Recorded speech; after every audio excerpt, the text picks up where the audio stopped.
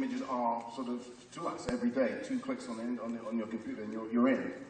And it just sort of snowballed from there, really. And it was just sort of fascinating, sort of. I mean, again, I also was thinking about Lost Weekend, Billy Wilder film about alcohol addiction. I thought, interesting, a film about addiction, but this character needs another person to fulfill his addiction. I thought that's interesting. There's drama right there. And now we'll open it up to the floor. Are there any questions? Yes, right here. I was wondering if before long takes, if you do any rehearsal or lots of rehearsal, and then also if you ever get behind the camera yourself.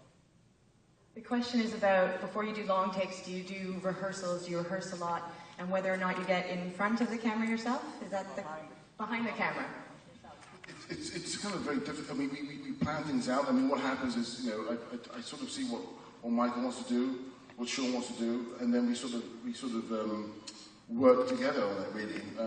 So it's kind of it's a rehearsal, but it's not a rehearsal, because, again, Michael might want to go left, we have to go left. You know, Nicole might want to go right, we have to go right. So it's loose. It has to be loose in order to sort of work with actors. I'm not interested in choreographic sort of, you know, hand here, arm there, that kind of nonsense. You know, you hire actors because they're geniuses and they can do a great job. So you follow them and see what they do, and you pick up. And obviously, the cinematographer, Sean Bobbitt, who has been working for 10 years, he has a sort of innate idea of how to do that.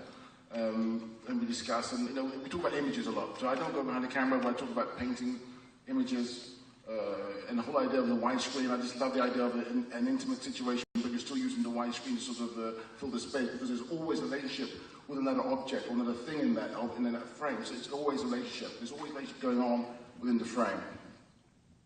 Any other questions? Yes, over here. Hi, Michael.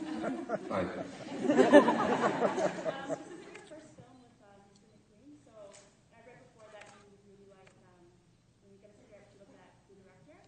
So, like, what is it about him that draws you to his work all the time? The question is, what draws you, Michael, to Steve McQueen's work?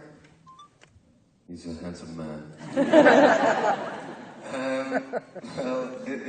Well, it was like, you know, first time I met him, really, I just sort of realized that there was somebody sort of special sitting in front of me, somebody who had sort of real empathy, somebody who really loved human beings and liked asking questions about, you know, why we're here and how we relate to each other and how we relate to ourselves. And I just knew that, you know, I was going to learn something from him, and that, you know, I must work with this man. Another question. Yes, over there.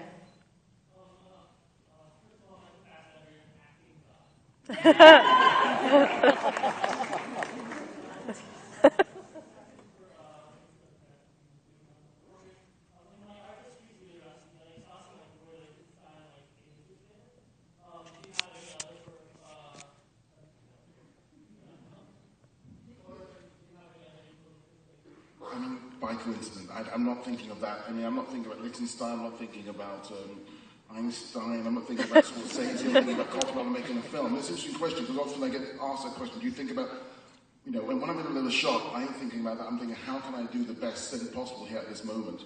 And it's just about the frame, it's about the characters, the actors, and lighting and so forth. Yeah. Next question. Are there any on the back?